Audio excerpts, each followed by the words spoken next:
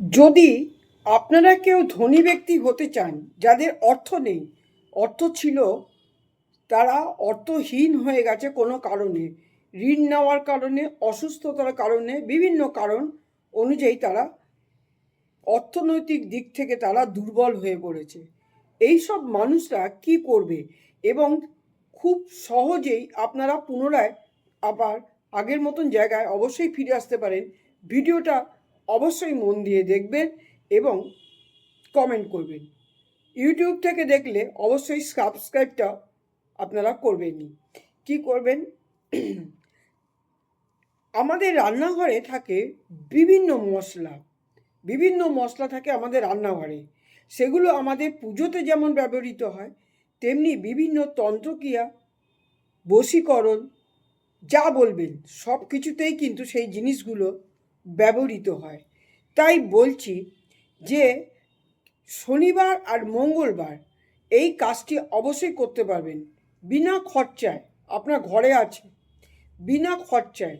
এটা কী করবেন? শনিবার মঙ্গলবার সন্ধ্যায় এই ক্রিয়াটি অবশ্যই করতে পারেন। দিনে স্নান করে শুদ্ধ বস্ত্র পরে করলে সব থেকে ভালো হয়।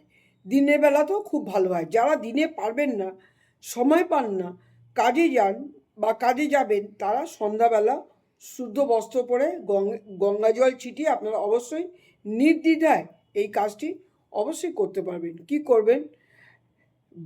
আপনার রান্নাঘরে বিভিন্ন মশলার মধ্যে থেকে নেবেন 2টি এলাচ, এরকম 2টি এলাচ নেবেন। এবার বোঝাবো কিভাবে এলাচটা গাঁথবেন, কি করবেন, কোন ইষ্টদেবের পায়ে আপনি দেবেন এবং কিভাবে আপনি দিলে আপনার পুনরায় আপনি নতুন জীবন অবশ্যই আপনি ফিরে পাবেন। কি করলে পাবেন? এরকম আপনি শনিবার আর মঙ্গলবার সন্ধ্যায় হোক সকালে হোক, যখন যে সময় পাবেন সে করবেন। এখানে দেখুন একটু লাল সুতো দেওয়া আছে, লাল সুতো। আচ্ছা, ছুঁচটা হচ্ছে একটু বড়। কি করবেন? আপনি ইষ্টদেবের সামনে আপনি বসবেন, পুরুষ হোক মহিলা হোক সবাই করতে পারবেন। যারা গর্ভবতী মহিলা তারা বাদ দিয়ে এটা সবাই পারবেন এবং তারা পরে করবেন। পরে করলে অবশ্যই সুফল পাবেন। এই ভিডিওটা যাদের দরকার হবে, আমাকে তো অনেকেই বলে যে গর্ভবতী মহিলারা কি পারবে, তারা শেয়ার করে রাখবেন। আপনার সন্তান প্রসব করার পর তারপর আপনি ক্রিয়াটি অবশ্যই করতে পারবেন। কি করবেন? এটি আপনার ইষ্টদেবকে আপনি আগে ডাকবেন। ডাকার পরে কি করবেন? আপনি এইটা ধরবেন, ধরে এই হাতে হনুমান চালিসাটা ধরবেন। তার আগে কি করবেন? জয় সীতারাম, জয় সীতারাম, জয় সীতারাম, জয় সীতারাম, জয় সীতারাম 5বার বলবেন। বলার পরে শুদ্ধ মনে, আমি যেটা বলছি সেটাও কিন্তু বেশ শুদ্ধ মনেই কিন্তু আমি বলছি, আপনারা ভেবে দেখুন। এইভাবে এটা ধরলেন, বইটাকে ঠিক এইভাবে ধরবেন। তখন প্রথমে বলবেন ওম হং হনুমতে নম, ওম হং হনুমতে নম বলবেন। বলার পরে এটাও আপনি 5বার বলবেন, ওম হং হনুমতে নম। তারপরে বইটা ধরবেন, হনুমান চালিসা বইটা আপনি পাঠ করবেন। কিভাবে পাঠ করবেন? এইটা এরমভাবে ধরবেন, এরমভাবে ধরবেন, এটা ধরবেন।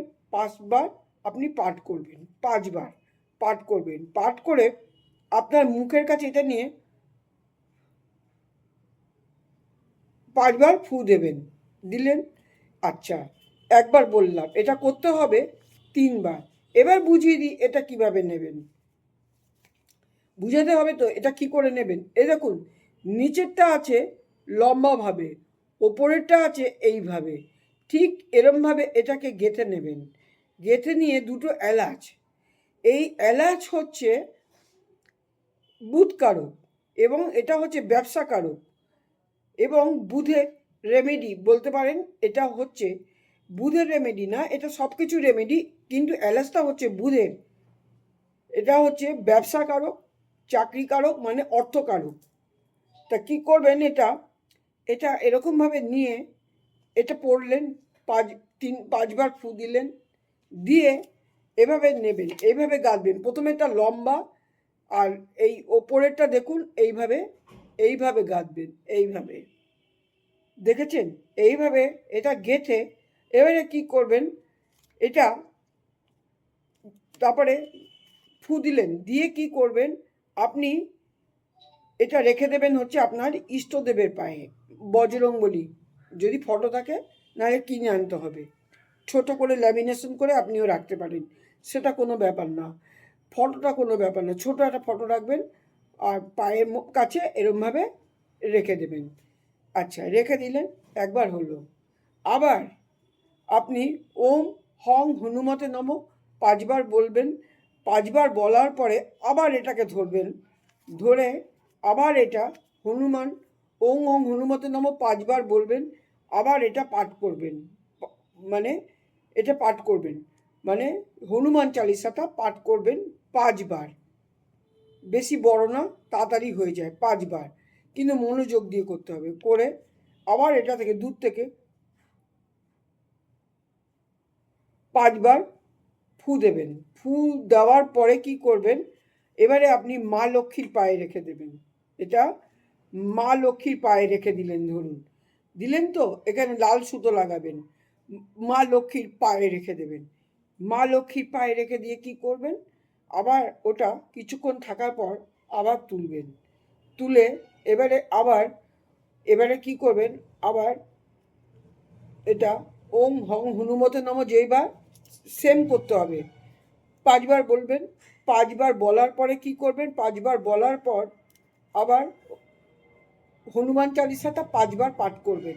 এবারে আপনি এটা আবার বজরংবলী বা হনুমানজির পায়ে এটা রেখে দেবেন লাস্টবার। প্রথমবার হনুমানজির পায়ে রাখবেন, সেকেন্ডবার মা লক্ষ্মীর পায়ে রাখবেন, তারপর আবার হনুমানজির পায়ে রাখবেন। এই হচ্ছে ব্যাপার, এই কাজ। এটা রেখে দেবেন। রেখে দেওয়ার পরে কি করবেন, এটা এটা রেখে দিলেন। রেখে দেওয়ার পরে কি করবেন, 3বার যখন কমপ্লিট হয়ে যাবে, তারপর কি করবেন, 3বার কমপ্লিট হয়ে যাওয়ার পর কি করবেন, আপনি একটি সাদা এরম কাগজ নেবেন, সাদা এরম কাগজ নেবেন, আর অরেঞ্জ বা হলুদ রঙের কালারের একটু কাপড় নেবেন।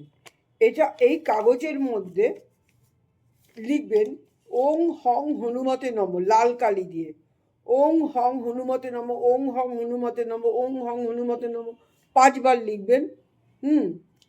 আর 5বার ওং লক্ষ্মী দেব্যই নমঃ, ওং লক্ষ্মী দেব্যই নমঃ, লক্ষ্মী পাঁচালির মধ্যে যেই ওপরে ছোট মন্ত্রটা পাবেন লিখে দেবেন। দেওয়ার পরে কি করবেন, এইটা শুদ্ধ এরমভাবে এরমভাবে এরমভাবে এরমভাবে গুটাবেন, এটাকে গুটাবেন। এরমভাবে গুটিয়ে নিলেন, এভাবে গুটিয়ে নিলেন, যতটা হয়ে গেল, এইভাবে এইটুকু হয়ে গেল, পুরিয়ার মতন হয়ে গেল তো। এবারে হলুদ কাপড় দিয়ে আপনি এটাকে বাঁধবেন, বেঁধে ভালো করে বেঁধে নমস্কার করে আপনি বজরংবলীর পায়ের কাছে রেখে দেবেন। প্রত্যেক দিন ধূপধুনো দেখাবেন, নমস্কার করবেন। এর ফলে কি হবে, আপনার যে কাজ বাধাযুক্ত হয়ে আছে, হচ্ছে না, আপনার বাধাপ্রাপ্ত হয়ে আছে, আপনার পরীক্ষা, আপনার ব্যবসা, আপনার বিয়ে, যে কোনো জিনিস আপনার বাধাপ্রাপ্ত হয়ে আছে। কার কি বাধাপ্রাপ্ত হয়ে আছে আমি তো জানি না। এইটা আপনি মা বজরংবলীর পায়ে রেখে দেবেন, আর মা লক্ষ্মীকেও আপনি ডাকবেন। বজরংবলীর পায়ে হলুদ কাপড় বা অরেঞ্জ কাপড় দিয়ে মুড়ে রেখে দেবেন। প্রত্যেক দিন তুলে কিন্তু অবশ্যই এরমভাবে নমস্কার করবেন, বুকের মধ্যে লাগাবেন। অতি বিশ্বাসের সহিত যদি করেন, আপনার কাজ 100% অবশ্যই মিলবে। এটা হচ্ছে 2টো এলাচ দিয়ে আমাদের রেমেডি। আবার খুলে আমি দেখাচ্ছি, 2টো এলাচ দিয়ে আমাদের রেমেডি। আর একটু এরকম লাল সুতো লাগিয়ে নিতে হবে এই সুইটার মধ্যে। এটা একটা দেবতার রূপ ধারণ করেছে, বুঝেছেন? একটা হচ্ছে লক্ষ্মী, একটা হচ্ছে বজরংবলীর জন্য আমরা এটা করেছি। সুতরাং এটা একটা দেবতার রূপ ধারণ করেছে। এবারে বুঝিয়ে বলে দিলাম, সাদা কাগজে লিখবেন, লিখে এটা মোড়াবেন, হলুদ কাপড়ে মুড়ে বা অরেঞ্জ কাপড়ে মুড়ে আপনি বজরংবলীর পায়ে অবশ্যই রেখে দেবেন। এটা বজরংবলীর পায়ে রেখে দেবেন, আর প্রত্যেক দিন নমস্কার করবেন। আর প্রত্যেক দিন কোনো কাজে যাওয়ার সময় নমস্কার করে যাবেন। আর দেখবেন এটার ফলে যারা ঘরে ব্যবসা করছে, যারা বাইরে করছে, যারা চাকরি করছে, যে যা করছে দেখবেন অবশ্যই সফলতা প্রাপ্ত হবেন। বিশ্বাসের সহিত করতে হবে, কিন্তু মন নিয়ে যারা করবে তাদের কাজটাই হয় না। আমার ভালোবাসা নেবেন, ভালো থাকবেন। আবার আমি নতুন ভিডিও নিয়ে অবশ্যই আসবো।